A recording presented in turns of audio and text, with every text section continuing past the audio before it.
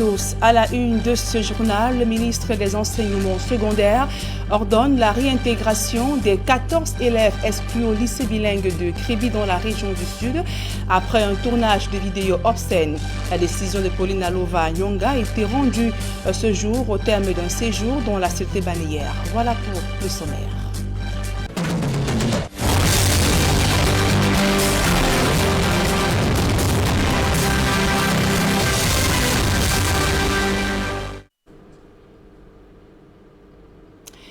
Mesdames, Messieurs, une fois encore, bonsoir et merci d'honorer ce rendez-vous de l'information sur Equinox Télévision. Au lendemain de l'effondrement de la route Babadjou-Bamenda, les gouverneurs des régions de l'Ouest et du Nord-Ouest se sont rendus sur le site de l'effondrement. Ils sont allés donc évaluer l'ampleur des dégâts provoqués par les fortes pluies. Malgré le rétablissement de ces voies, les patrons des deux régions appellent les usagers à plus de prudence. Cependant, des inquiétudes planent sur la qualité des travaux routiers effectués sur une voie qui se dégrade de plus en plus au Cameroun. Le reportage de Stellambourg et Cédric Ding. Un paysage aux allures de Grand Canyon. Nous sommes sur la nationale numéro 11, reliant les villes de Bamenda et Babadjou. Suite aux pluies diluviennes qui se sont abattues sur la localité ces derniers jours, la route aura fini par céder, faisant de ces 52 km un véritable chemin de croix pour les usagers et les riverains et obligeant même les deux boss des régions de l'Ouest et du Nord-Ouest à descendre sur les lieux afin de rassurer les populations quant à la reprise prochaine du trafic. Nous sommes là ce matin, on connaît des morts avec les entreprises qui font des travaux ponctuels et rétablir le trafic entre le Nord-Ouest et l'Ouest. C'est ça qui est à court. Et évidemment, nous sommes descendus pour on connaît des morts pour rassurer de ce matin, c'est comme et ce que la route passe entre l'ouest et le nord-ouest. Des équipes sont à pied d'œuvre, tentant de rétablir la voie de contournement passant par le carrefour Bamenji afin de reconnecter les deux parties du pays. Nous avons pour cela mobilisé les entreprises pour qu'elles apportent les corrections nécessaires à certains endroits critiques pour densifier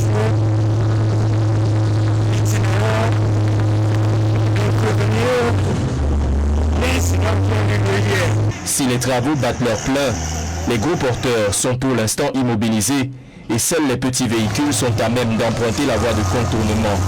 En ce qui concerne la date de reprise effective et totale du trafic, Adolphe Lélé l'Afrique émet des réserves.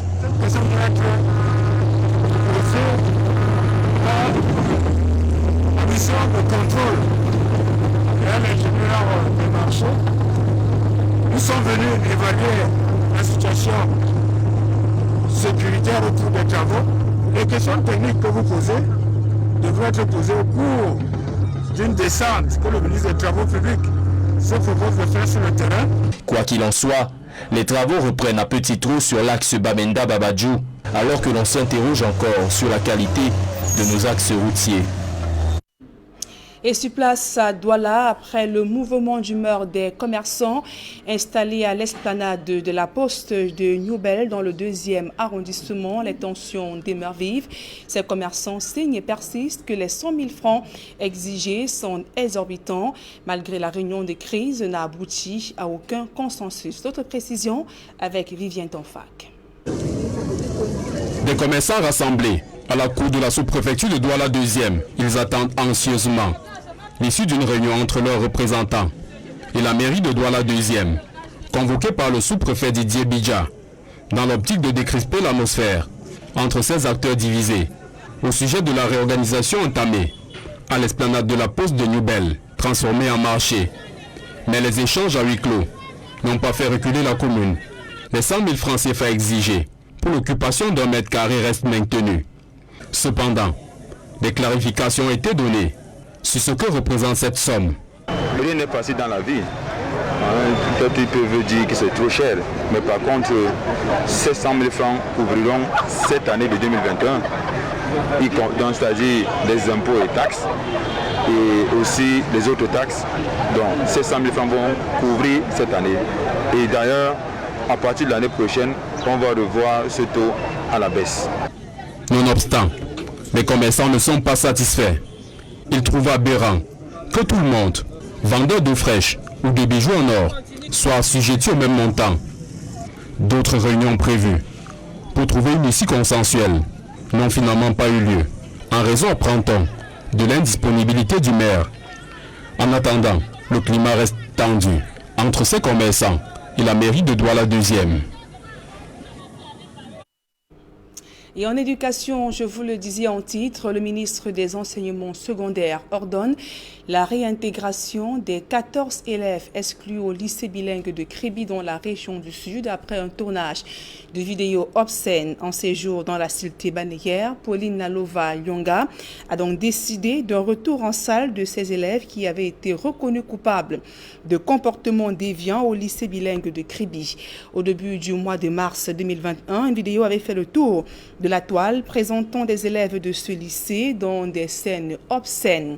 Un conseil de discipline avait été donc convoqué à l'issue duquel les autorités de la ville avaient donc, ainsi que la hiérarchie, avaient donc décidé d'exclure définitivement les 14 élèves reconnus coupables. Pauline Alova Nyonga est donc revenue sur sa décision alors qu'elle était dans le passage à Kribi, dans la région du Sud. À présent, le calvaire des agents communaux dans le coupé Manengumba, région du sud-ouest Cameroun. Plusieurs d'entre eux n'ont pas de statut depuis plus d'une dizaine d'années et le nouveau délégué départemental de décentralisation pour le coupé Manengumba a tourné donc à procéder au recensement des agents communaux en situation irrégulière. D'autres précisions dans ce reportage que signe Jacques Molon, Julien Berthe-Bissaï. Dans le coupé Manengumba, les personnels des 3 communes de ce département n'ont toujours pas de statut. Depuis leur recrutement, il y a plus d'une dizaine d'années, à Bangem, Ngouti et Tombel, les agents de ces communes ont les mêmes plaintes pour leur statut et les difficiles conditions de travail. Ton salaire n'est pas régulier, donc il y a beaucoup de dossiers qui ne se retrouvent pas dans ton fichier. À un niveau même, il semble que tu n'es pas reconnu comme un employé de la mairie. 10 ans que nous travaillons, on ne connaît pas notre position dans la CNPS. On nous reconnaît aussi comme les fonctionnaires locaux. Ça, vraiment, nous, on a été trop enfermés dans les communes. Peut-être, si tu vois, il y a beaucoup de gens même qui sont rentrés à la maison, donc sans bénéficier de rien. Récemment installé dans ses fonctions, le tout premier délégué départemental de la décentralisation et du développement local pour le coupé Manengumba recense les agents communaux en situation irrégulière. Pour lui, la faute à l'avant-décentralisation. Avant, la commune, tous les communes et comités étaient attachés au service de l'administration territoriale et de décentralisation, géré par un ministre. Et c'est pour cela que la gestion du personnel et la gestion des ressources ou des matériels de la commune n'était pas très effective. Et avec le ministère de la décentralisation maintenant, les choses ne peuvent pas être comme c'était à l'époque. Toutes les choses vont changer. Devant cette promesse, les agents communaux du coupé Manengumba misent désormais sur l'implémentation rapide de la décentralisation pour voir leurs conditions changer.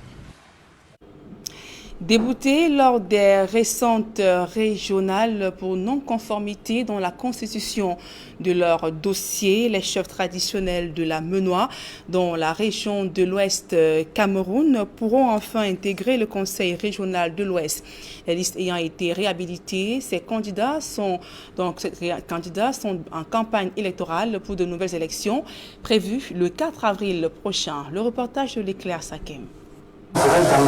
Exemple des joutes électorales du SIDEXAN 2020 qui avait vu l'élection des membres du tout premier conseil régional à travers le Cameroun. Les chefs traditionnels du département de la Méloire sont à nouveau sur la sellette. Désormais en compétition, 2 listes. La première, pilotée par Sa Majesté Gabriel Tidi du groupement Bamedou, arrondissement de Péka-Michel, avec pour colistier candidat Sa Majesté Benjamin Foucault et Sa Majesté Placier d'Engefak. L'autre liste est conduite par Sa Majesté Albert Ningtidem, chef traditionnel du groupement Fomba, arrondissement de Saint-Chou, précédemment colistier du candidat Tidi Gabriel. Sa liste comprend Leur Majesté Anatole Claude Momo et Georges Elumba. L'ancienne liste qui a connu des problèmes tenait pour point d'orgue un dysfonctionnement, en tout cas une incommodité avec la composante sociologique recusée de l'arrondissement de Sancho. Et cette fois-ci, nous avons estimé pour deux raisons, c'est-à-dire rassurer la base électorale de Sancho que nous sommes de tout cœur ensemble, parce que ce problème de composante sociologique n'était qu'un incident malheureux qu'on n'aurait pas dû connaître. Et en plus, faire ce grand clin d'œil à l'arrondissement de Sancho. C'est vrai que l'agriculteur bat déjà la chamade. Mais nous avons de bonnes raisons de nous présenter avec beaucoup d'optimisme à ces élections. Déjà, nous sommes des candidats nouveaux, nous n'avons pas de passé, nous pouvons rendre compte sans complexe, mais surtout, nous sommes des gens qui, de par notre proximité avec le peuple, avec toutes les populations du département de l'Union, de par notre proximité, nous sommes avertis des problèmes de notre département. La liste de ces deux têtes couronnées avait été rejetée lors des précédents scrutins pour non-respect des composantes sociologiques. Nous espérons intégrer le conseil régional de l'Ouest comme des acteurs et non comme des observateurs. Depuis dimanche, les opérations de charme ont débuté dans les différents arrondissements du département sous l'impulsion des différentes équipes de campagne. En prélude à cette élection partielle du 4 avril prochain, Élection de Cameroun a tenu une session du conseil électoral le 21 mars dernier, présidée par Eno Abraham, tablant sur les dispositions organisationnelles pour un déroulement harmonieux des opérations. Et ouvrons à présent le chapitre santé de ce journal. Les différents sites dédiés au dépistage de malades atteints de coronavirus sont confrontés à de graves pénuries de tests. Après l'enquête d'Equinos Télévision, le ministère de la Santé publique reconnaît qu'il y a de graves tensions dans les stocks et dans l'attente des 400 000 nouveaux tests. Le gouvernement a reçu un don de 50 000 tests et plus de 50 kits de prélèvement et 130 appareils d'analyse. Ce matériel de pointe permettra d'obtenir des résultats en 12 minutes chrono, ce qui permettra donc de réduire largement les temps d'attente des personnes dépistées. Ce don a été remis au nom de l'Union africaine et des organisations américaines. Et toujours dans ce chapitre santé, la plateforme des ordres professionnels de santé et les syndicats du secteur s'estiment lésés dans le cadre de la lutte contre la pandémie de coronavirus. Face à la presse ce jour à Yaoundé, ces acteurs de la santé, soutenus par le président de l'Ordre national des médecins du Cameroun, invitent les pouvoirs publics et notamment la tutelle qu'est le ministère de la Santé publique à voir dans quelle mesure les accompagner pour alléger les dépenses qu'ils consentent depuis un an dans leur cabinet et autres cliniques pour soulager les souffrances des populations sans répercuter de surcroît les dépenses sur les factures des patients. Écoutons donc à présent le docteur Jules Djebet, président du syndicat des médecins privés du Cameroun, ainsi que la réaction de Guy Sandjon, président de l'Ordre national des médecins du Cameroun. C'est-à-dire que le fait de réorganiser les cabinets, le fait d'acheter des gels hydroalcooliques, le fait d'acheter des masques, le fait d'acheter des casaques pour se protéger, tout ça a un coût. Et il n'est pas décent que nous, les professionnels de santé, je pense par exemple aux dentistes qui travaillent directement dans la cavité buccale, je pense aux ophtalmologues qui travaillent très près du patient, ils ont dû majorer, donc réinvestir. Et il n'est pas décent, de par notre serment, d'imputer ces frais-là aux malades. Donc les consultations restent les mêmes et la pandémie, elle ne dure pas 3 mois, elle ne dure pas 6 mois, elle est en train de se prolonger sur la durée.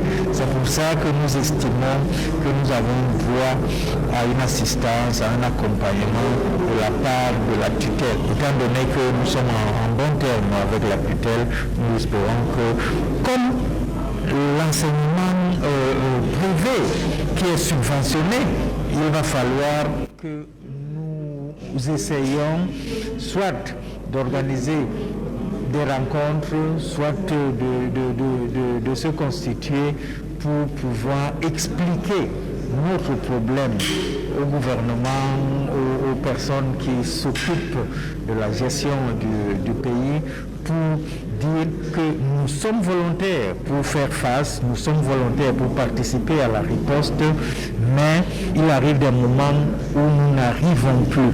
Et pour assumer notre rôle, nous avons besoin d'un accompagnement. Aujourd'hui, nous avons terminé sur les vaccins. Parce qu'il faut bien dire ce qui se passe. Qu'est-ce qu'on fait? Le président de l'ordre de pharmacie est là. Le vaccin est un médicament, comme un autre. Et ce vaccin semble aujourd'hui la réponse la plus importante, la plus adéquate. Ça, il faut l'expliquer aux populations. Il y en a qui sont réticents, c'est vrai, mais ceux qui veulent se faire vacciner doivent avoir accès à ce vaccin-là. Et notre pays s'y emploie. Nous n'avons pas échappé que même les jeunes, aujourd'hui, font cette maladie et de manière assez inquiétante. C'est une véritable hymne à l'interdiction des spectacles au Cameroun. Après le préfet du Vouri, le gouverneur de la région du littoral, dans un communiqué, appelle les promoteurs des événements culturels à procéder à un report des manifestations jusqu'à nouvel ordre. Samuel Ivaradibo appelle les populations à respecter les gestes barrières contre la pandémie de coronavirus. Même son de cloche dans le centre où le gouverneur Paul Nassiri Beya interdit les spectacles. Il a été suivi par le sous-préfet de Yaoundé Ier qui interdit justement un concert de Petit GPI. L'artiste musicien était programmé ce vendredi dans un cabaret à Yaoundé. L'autorité administrative évoque la recrudescence des cas de contamination au coronavirus. Tout autre chose à présent, à peine 60% des naissances sont déclarées au Cameroun. La situation est davantage préoccupante dans l'arrière-pays où l'enregistrement des faits d'état civil n'est pas la chose la mieux partagée. Et pour inverser la tendance, le Bureau national d'état civil mise sur les femmes. Le reportage de Marcelin Gansop. En Gambetika, dans le département du Bas-Mekim, 80% des décès ne sont pas déclarés et à peine 35% des naissances sont connues des services compétents. Ces données qui ressortent d'une enquête réalisée l'année dernière reflètent la réalité au niveau national, à savoir que l'enregistrement des faits d'état civil n'est pas la chose la mieux partagée. Il y a la méconnaissance des textes. Il y a l'ignorance. Je peux dire que c'est les deux points qui ne permettent pas qu'on avance vraiment. Avant la création du BUNEC, on dirait que les taux étaient très bas. Mais nous sommes, je dirais, à 62% du taux d'enregistrement des naissances.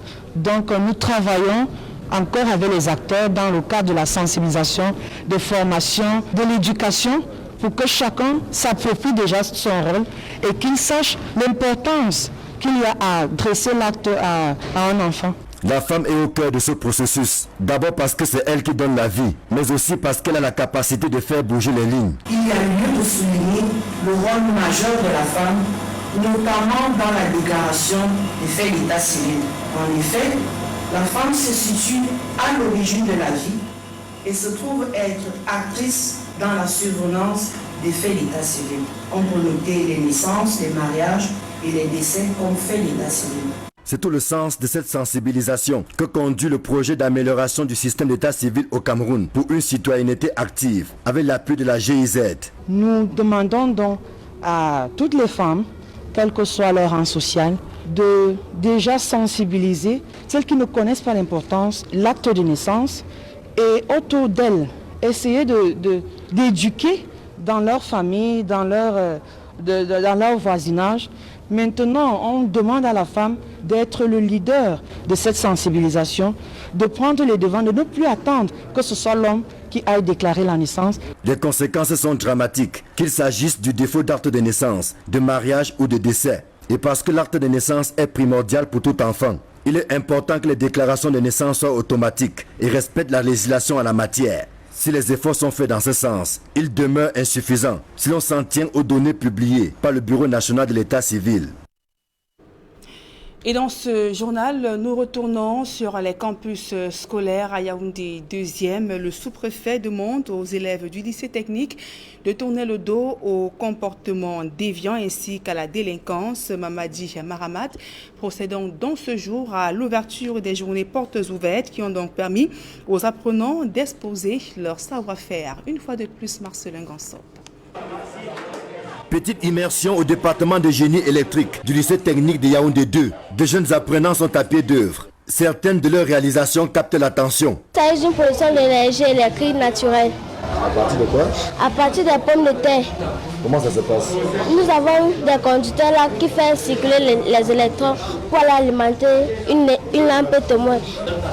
Comme cela. Puis ça sort de la lampe témoin, ça va dans le régulateur. Et ça c'est un interrupteur. Là, c'est une batterie de stockage.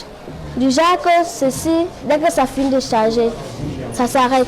Il en est du département génie électrique, comme de celui en charge du génie civil, où les jeunes reçoivent les clés qui vont leur ouvrir plus tard les portes de l'insertion professionnelle. Avec l'approche par compétence, nous veillons et nous avons orienté tout le quotidien de la formation dans le sens de rendre les enfants aptes à l'auto-emploi, à maîtriser leur métier, à être des professionnels. Tous les jours, c'est là de le professionnalisme. Ces journées portes ouvertes offrent l'occasion de toucher du doigt la matérialisation de l'approche par compétence que les autorités en charge de l'éducation appellent de tous leurs vœux. Le lycée technique de Yaoundé 2 n'est pas un paradis en matière d'équipement, mais ce qui est disponible permet d'offrir une formation non négligeable aux apprenants. Le ministre, depuis l'année dernière, a ajouté l'argent, n'est-ce pas, pour entretenir, pour maintenir, n'est-ce pas, le petit matériel, petit équipement dans les ateliers.